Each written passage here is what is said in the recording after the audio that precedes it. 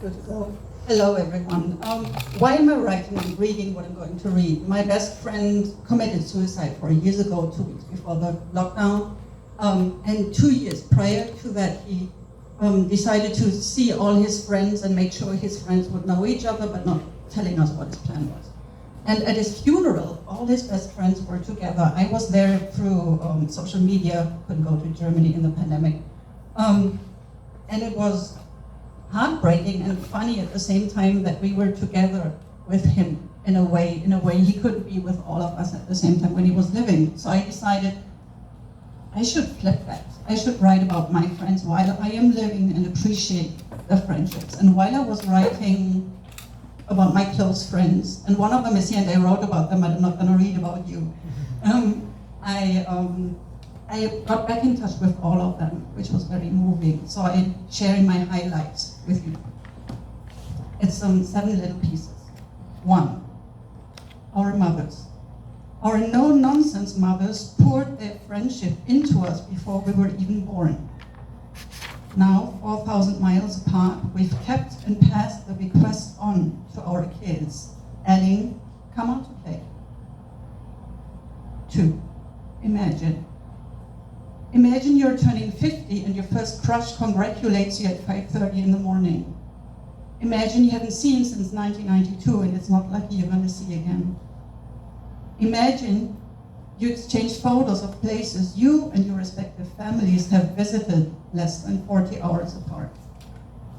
Imagine you are sharing pain and joy in 27 characters. Imagine they say don't when you've already begun to commit a massive stupidity. And they don't despise, ignore, ridicule, scorn, or abandon you for it. Imagine this might go on for another 30 years, unseen, and this grin might still make you grin, even blush, at 80 like at 18. 3.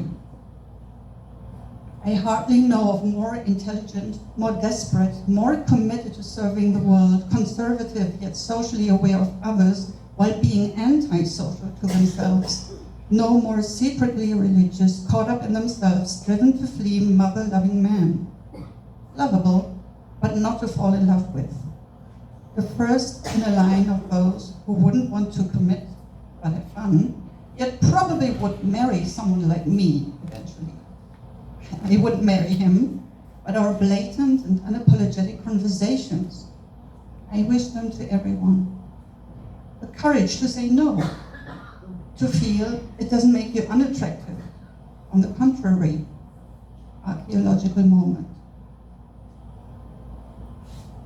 4.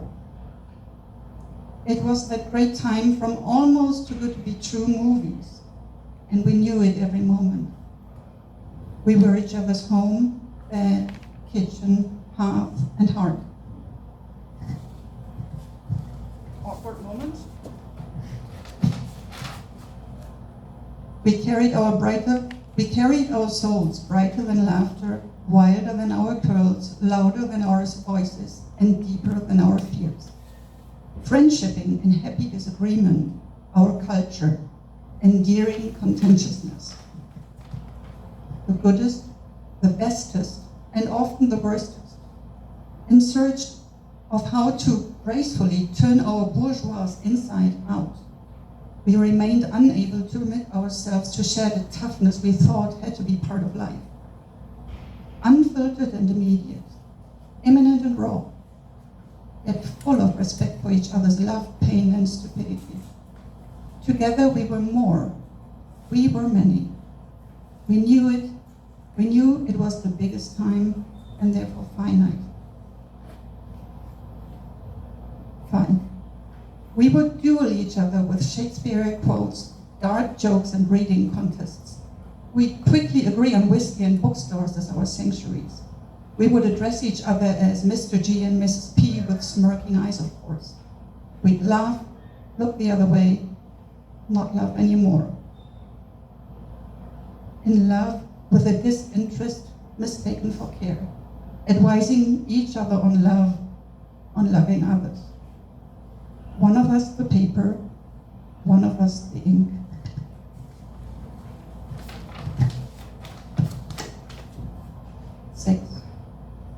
On the posters, this face, mockingly beautiful, near my apartment, hanging there for weeks.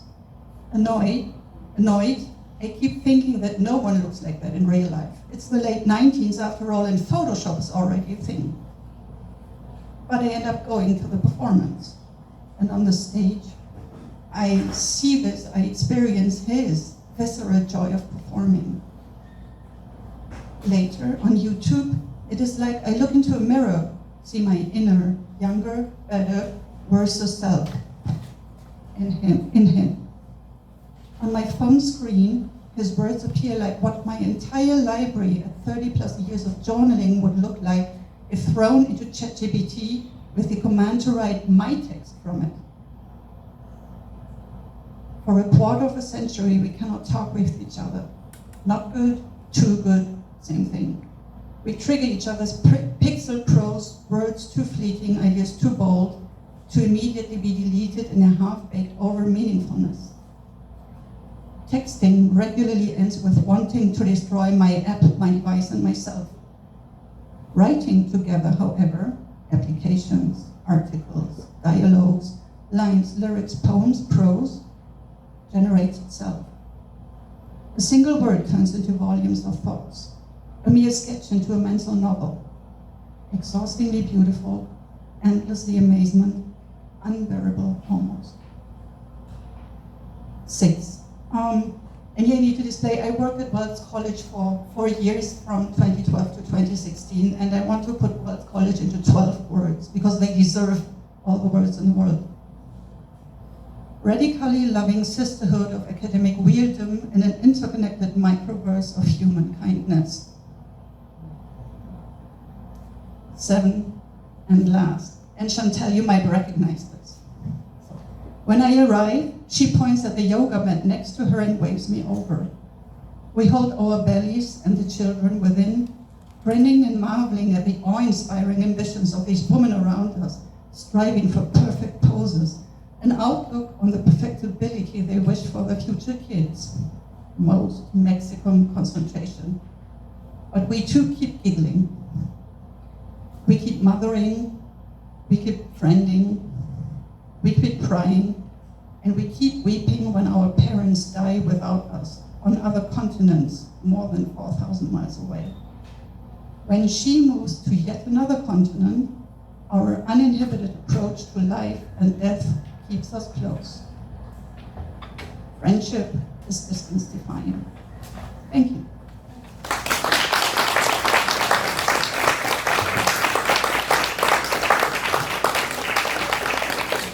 So I realized I started the recording after I'd introduced Mona, so for the sake of the recording, which is going to be at stringrights.org, that previous reader was Mona Eikel-Pohen. Thingstream speaks, teaches, and writes in German and English.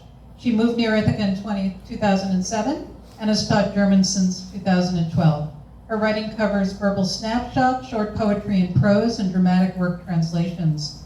Currently, she's co-developing a play with German author-director Johann Gale in Magdeburg, Germany. Our next reader is Lushima Kuajo Lumumba-Kasongo.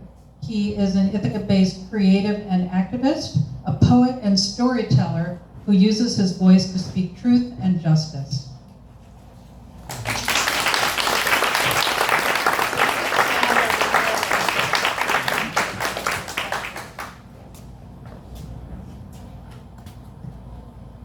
Hi everyone, honored to be here and to share a bit of my work. And honestly, a lot of my writing is, as with most things, it's about life that I've lived, life that I've witnessed, and things that I would want to do about it. So with that in mind, I'm just going to get to it.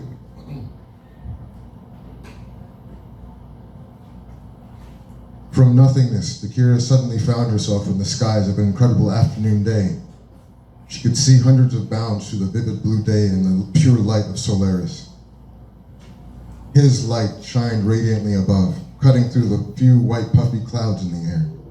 She felt the wind on her face and arms. It was the likes of which she, or anyone currently alive in the four cities for that matter, had never seen.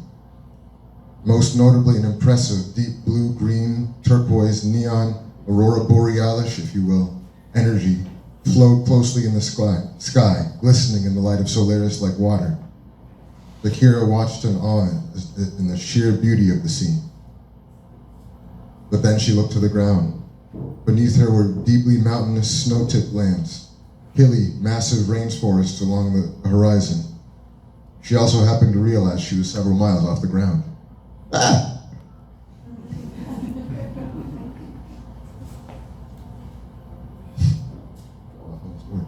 Akira practically choked her words back as she expected gravity to catch up with her. Instead, she floated in the air where she was.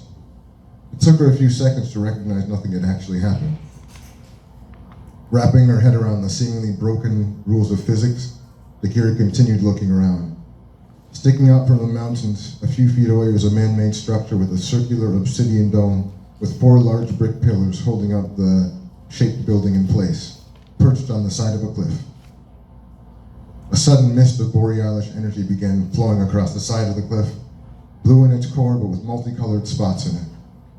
Akira wanted to get closer, and with just her thoughts, she suddenly dashed forward, only stopping because of her own disbelief. Coming to terms with the fact that she could now fly, she squealed with glee. She began flying through the air and surveying the beautiful landscape. She zoomed up into the clouds, zipping through them and enjoying the sense of moisture as she passed. Then, just as suddenly as she exited, she faced a massive airship in front of her. Akira didn't have the momentum or time to stop herself. She barreled forward, curling herself up and preparing for impact. No, no, no, no, no, no! As Akira stayed in place, she instead watched as the walls passed through her. Large crates inside of a dark storage area was all she saw as the ship passed rapidly, and she was back outside. Akira watched as the ship continued away. Realizing her potential in this strange space she knew not how she landed in. With incredible speed, she flew through the sky, past the airship, screaming again with glee at all the freedom. She noticed another ship flying through the air. Banking on her newly found phasing ability, she flew forward until she reached the cockpit. 2 young men sat next to each other. An Enish gentleman, likely the captain of the ship, and his crewmate, a messy-haired Indalan man, steering the ship from a very complicated set of controls. They were talking, more like arguing, but Akira couldn't hear the words. Nonetheless, she was engrossed in this conversation, this dream piece of history that she concocted. But slowly and surely, as the conversation seemed to escalate, suddenly Akira found herself being left behind. She felt her body not responding in the way it once had. She continued to decelerate, gradually left behind. She floated in the sky, stuck like she was trapped in a sweetgrass pit. Though she could still move her hands and head and rotate, after a few seconds, she had frozen to a complete stop. As she sat in place, she noticed the clouds, airships, aurora mist, and all motion around her speeding up and accelerating. She watched as the world around her began to age in rapid time. Airships stopped flying through the sky. The current stopped flowing. The once rich green grass faded orange and dull. Clouds and tornadoes of dust ravaged the surface lands. The nearby temple walls began dimming from vibrant orange to dim graying and sandy. According to the Bahal, this is the day of the planetary transgression. Finally, as it all appeared to crumble, time around her froze and what felt like a view tube paused. There was no movement in the world. Suddenly, a cracking of thunder erupted in the sky, the direction of Solaris. The gigantic star's light turned from a nourishing orange to a deep purple. Bolts of energy began flying. Before long, a radio line opened up, a deep red, blood-like ooze viscerally pouring out of the opening. A mouth's opening, with sharp fangs in its insides. An eye opening. The yellowy inside resembled a bloodshot eye. An iris began to form. Finally, Solaris had been possessed. The Black Beast, the embodiment of mental corruption and sin in the night, meant shame to her. The being stared at Akira in silence. Akira, voice bellowed out. Its mouthless speech carried a strange sound that held the tones of many, but the dominant voice was harsh, raspy, and frightening. We return to I. We must first see if I is oneself. The Kira was struck by a bolt of this purple energy, and it felt like her brains were being pulled out themselves. The incredible sense of feeling described lent credence to a nightmare. Finally, it stopped. After a pause, it spoke again. I is still I self. The path to awaken will be made clear when one stands in Solaris. When I discovers the price of I's blood, we will open I's eye. We leave I with a gift from they who linked us. Call upon us, and I will open.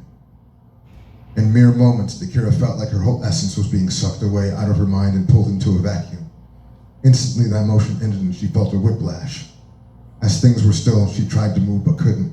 She had no physical control of the body, and she seemed to be only observing. And as she was taking in the peripheral vision of the body that she was inhabiting, it was like she was in a VR experience. The Kira lay in a bed, an infirmary cot. She was wearing a white soga medical gown, and a sheet covered the rest of her body. Her normally terracotta skin was now caramel colored and permeated by deep purple veins that had run all the way up through her arms.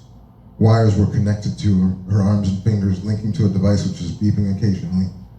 Two children stood behind a glass window, crying and hugging each other.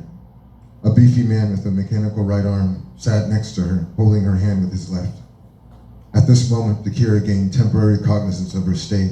The moment she was seeing and living was the night of her mother Alma's passing. She was viewing that horrible event through her mother's eyes, looking into the eyes of her father and Alma's husband, Kobina. The Kira herself and her younger brother Kaku were the two children she had seen. She knew because she recalled everything exactly. Alma had died holding Kobina's hand. At that moment, she knew Alma was surely close to passing. Kobina was looking into her eyes, his face as if he was gazing into the abyss. Alma was speaking to him. Thaddeus, she whispered, her voice wavering. Now that you know, now that you remember, you have no reason to stay. You could burn it all to the ground and leave. You could go back to what you were hired for, but please, I have this one request for you. It's the Kira. She's like me. I can tell. Abigail, Kobina muttered, his face still in shock. She managed to hush him by lifting her arm, taking up a lot of her strength. Whatever you do, please protect her. Please keep the Kira away from that horrible place. Please keep her away from her. Keep her heart pure. As Alma spoke, she began to sob from the physical strain and pain of speaking, and seemingly the turmoil that brought her to say these things. Slowly, vision began to darken and tunnel.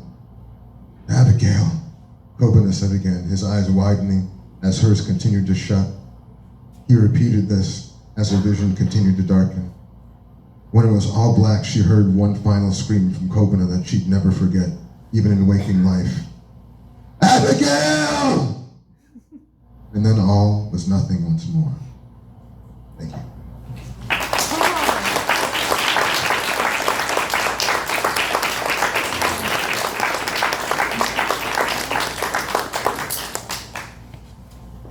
That was so cool.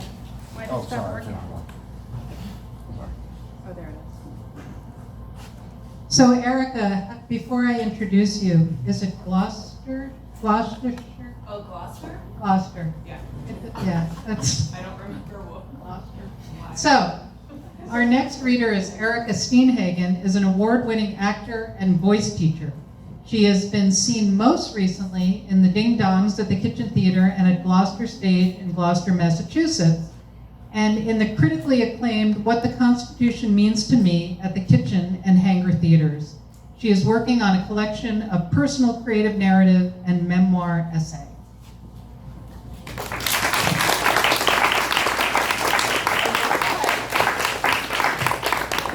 Thank you so much. So I've been writing personal essay for quite a long time. I'm going to read two pieces from a larger collection of around 30 essays that I have right now that I continue adding to. The first is, I believe the first one I wrote many years ago and have worked on and edited since, and the second is from just a couple months ago.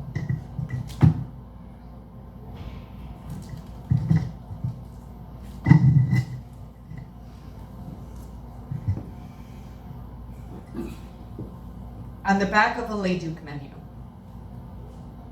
I've lost my sister. Funny, that word, lost, like I've misplaced her, like how careless, she is lost.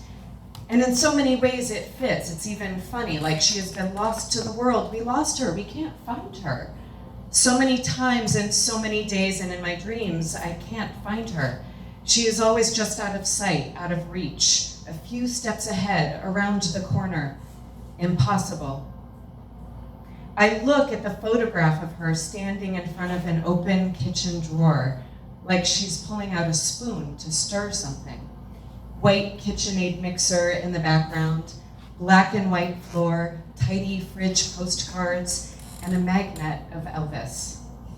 She sticks out her tongue in this photo and wears glasses like a shield, like a statement. I'm okay. Sticks out her tongue but wears shoes like a grown-up. I can't find that person anymore. There's an idea of what that voice sounded like. Too much breath and a hint of apology or sarcasm, and so smart. Like you believed her. Whatever she said, it was probably correct. It was right. The voice is what's going. Has gone. And the laugh. What was it like not on the phone, in person, when it was loud? Not loud, but present. I don't know. I strain to remember, but it fades like a gray bath towel, a rug in the background, like that apartment, and its smell. There was that old brown plastic milk crate upturned, sitting against the wall in the kitchen, with a hand-knit blanket neatly folded on top. Why? Who made it? Why in the kitchen? A patchwork knit throw blanket, folded, still and quiet. And yet it looked right, tucked there against the kitchen wall, but also right there if you needed it. Everything looked right and in its place, but if you or I put a blanket on top of a brown milk crate in our kitchen, would it look right? It would be strange. And the smell of wool fades too, a thick wool sweater too hot to wear, and a silk robe hanging on the hook on the back of the bathroom door, white with green and blue and red flowers or something, and down blankets and vanilla and black tea and chocolate and baskets. It smelled like jade and baskets and a lamp from 1987, ugly brass standing on the floor with an arm that swung and a pale lampshade. But it fits and looks right, like everything. Even the mistakes seemed right and romantic and neatly placed, like a plan and a time when nothing was wrong. And under the wool and the silk and the knit blanket in a warm kitchen, there was a Harley-Davidson motorcycle in a garage waiting to be rebuilt. She named her dog after that bike. And a woman with a baby in her belly waiting to be taken back to the examining room, and a baby waiting to be born and caught by her hands, a brand new midwife. She had just graduated nursing school. She would be gentle with that baby, but I remember her hands, her bony, sharp, spindly hands and long fingers that could scratch you or squeeze you too hard, that fierce squeeze, the one that would be too much but never, never enough. That's what I try to recreate when I squeeze my eyes shut. Like she was so much, too much, but now I've misplaced her. And there are days when I can't find any pieces at all, and I float away, like a billion specks of dust, because there is nowhere left to look. And the smell has worn off all of the wool, and the glasses I still have in my bathroom closet in the silver case, tucked into a tiny basket with a lid. are so abstract now and don't look like a shield anymore. They look lost. They look forgotten, like they were left behind by accident. I framed the Brooklyn Dance Theater t-shirt that she had cut the neck out of. I had worn it for years, knowing she had too. I just wanted to wrap myself in her impossibility. I was no dancer, and she the most graceful and lovely. The shirt was worn so thin and soft, and in fear of it disintegrating completely, I bought a black shadow box frame and carefully pinned the shirt inside and hung it in my stairwell so I could look at it every time I go up or down, which is dozens of times a day. And you know how you start to not see things? They fade into the walls and become invisible. That is almost what is happening. I am fighting it. I want to see it. I want to see her everywhere, and really I do. Everything is through the lens of that gaping hole. I've lost her and she is here, everywhere, every second, in every single thing I do. What a goddamn conundrum. If only she would stop in that dream and let me catch up so I could turn her around to face me, so I could finally say, where the fuck have you been? Your pie got cold and the light bulb is burned out and your glasses are broken. Come, fix everything. Come back. I'm so mad at you for leaving. Please.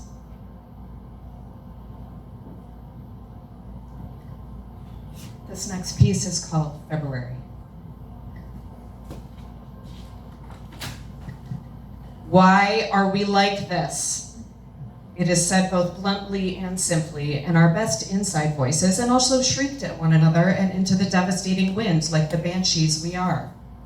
We throw our blankets down onto the snow, drop our bags, and start the ridiculous stripping down, corners of our eyes on one another so we don't end up standing bare in our suit in the low double-digit degrees before anyone else. Timing is everything.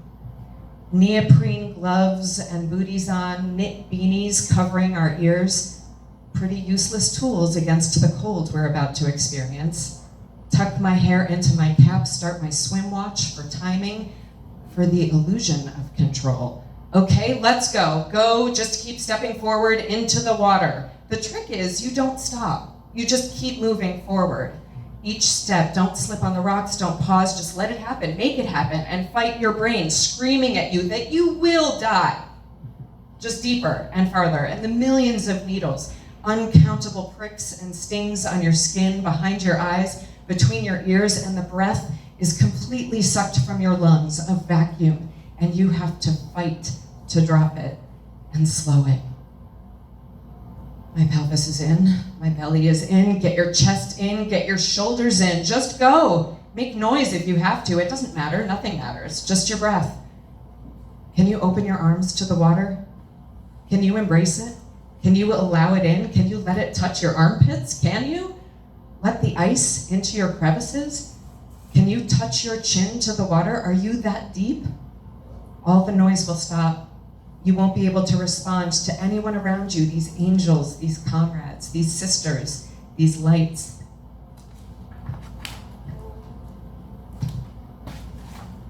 Protecting my fingers, I hold them in prayer between my tight squeezed eyes. Go to your place you always go, I think. Soften your eyes, soften those deep 11s between your brows, I think. The pain becomes the world, it's everywhere, and then so everywhere, it's nowhere, it's the void, it's my heart cracking open.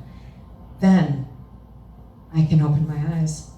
I can look across the lake at the hill of trees, and the rolling sky, and the grays pushed by the wind, and then I am torn in half by gratitude and grief and healing, and nothing and everything matters, and the souls with me at the bottom of the lake every time I am submerged here. I can feel every one of them holding me. My body ceasing to exist. It's just blinding nothingness and everythingness. Nothing to do but this. Nowhere to be but here. Like a miracle, I can suddenly swim a few strokes, each stirring the ice around me, disturbing the molecules I imagined had warmed a millionth of a degree next to my skin, now floating away into the void beyond my reach, and so I must contend with the ice again with each move. And now, I don't want to get out of the water. I don't want to walk away from the depths and the numb. The shore is hell. The wind is such an asshole, so fucking insistent. In the water there is quiet and silt and leaves and sticks and my grief and my strength, and I don't ever want to leave. If I do, how can I ever hold all of that up? Here it's weightless. 7 minutes, 8, maybe I'm the only one left. I'm becoming invisible, and the ice is me. In here it all floats, and like me it is all buoyant and still. I need this like sunlight, luxuriating in the rush it gives me, and I finally make my slow, tender way to the shallows. And finally, the shoreline, bumping my knees on rocks until I absolutely must stand, and gravity has me once more. I am ice burned a deep red. I strip down naked under my giant surf poncho, standing on my blanket barefoot, snow crunching under the fleece. I have to hurry. I can't feel my fingers. Soon it will be impossible to use them to pull on my warm socks and at the end zip up my coat. It will be impossible to feel my hands, my heart, my grief. I won't be able to move with it all. The afterdrop can be brutal, the shaking, the pain in my toes and fingernails, but I need it. And I am smiling like a moron and absolutely outrageous with joy. I'll be back tomorrow, and the next day, and the next, and so will everything I carry.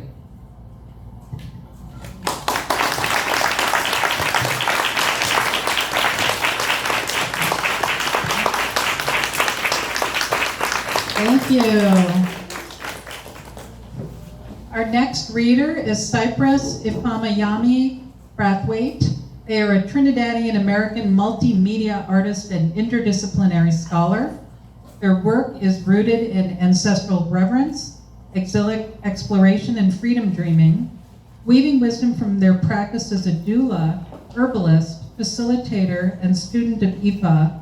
Their creative theorizing serves to encourage themselves and others to reclaim the power of our bodies and imaginations.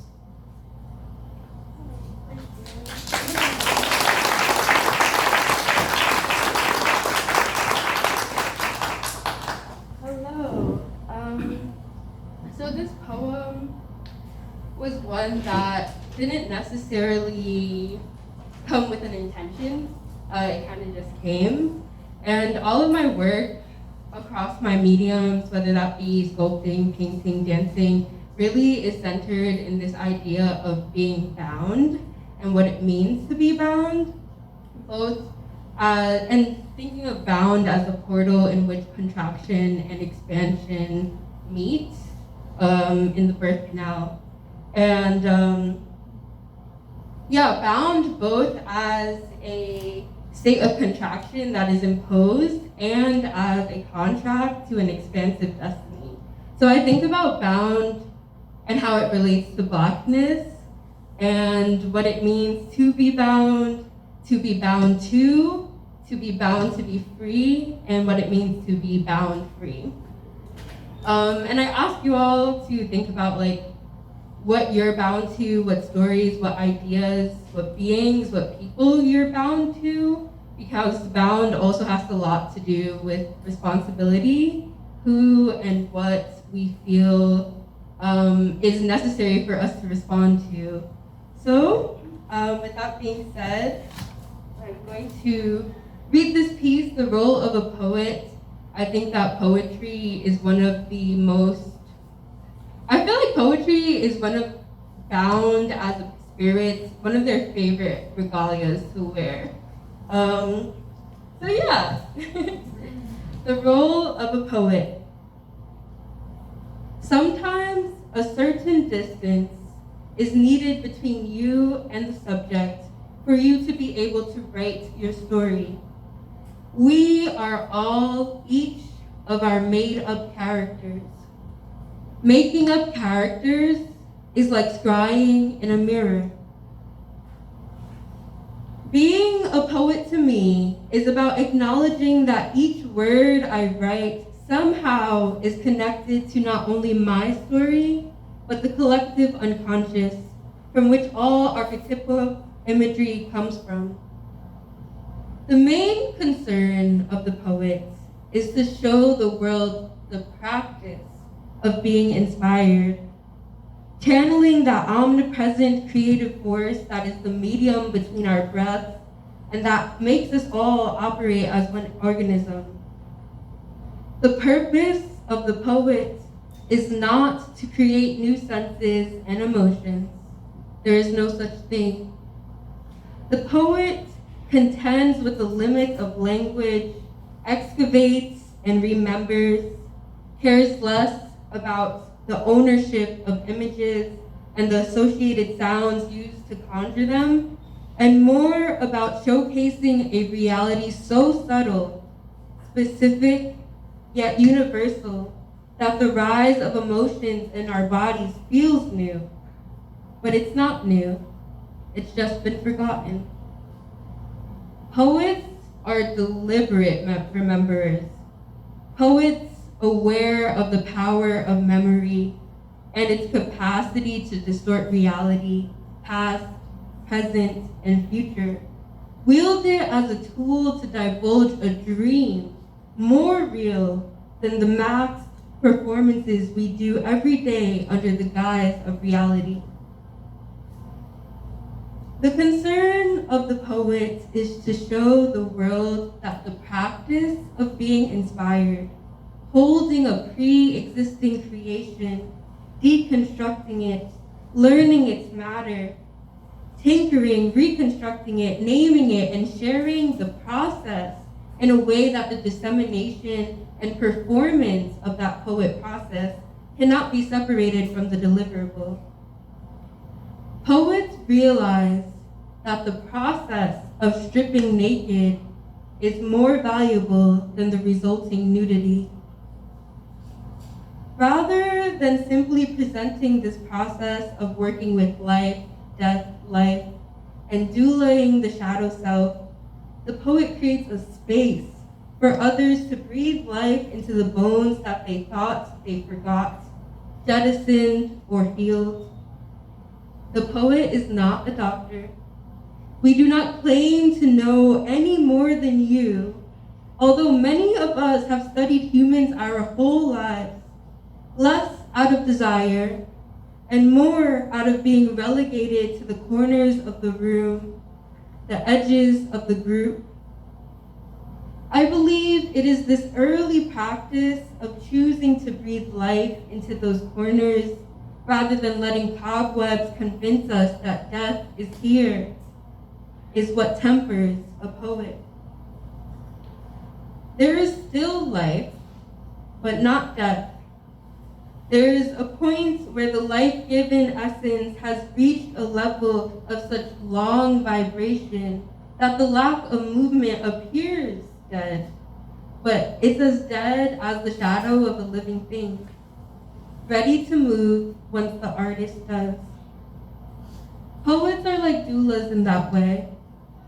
We stand in the corners, out of the way of the more important people, the doctors, but just enough in reach for the person actually doing the transforming, the birthing.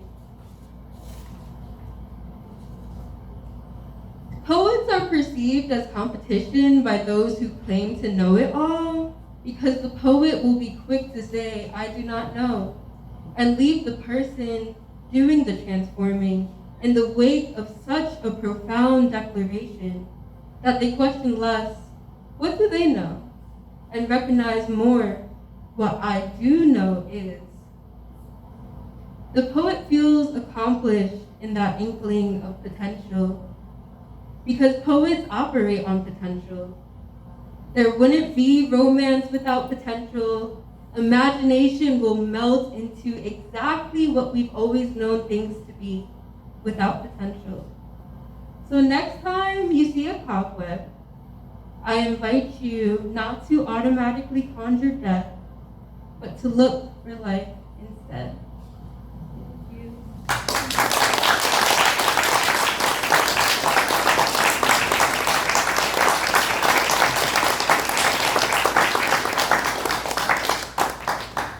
Thank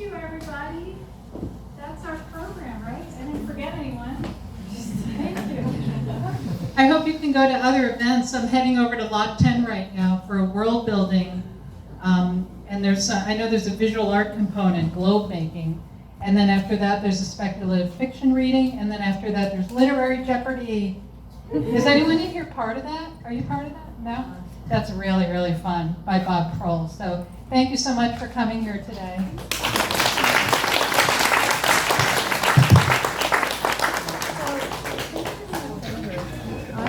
Can you stand there and pretend to read? Because everyone was, all four of you were backlit, so I couldn't get any good pictures. So this is a pretend.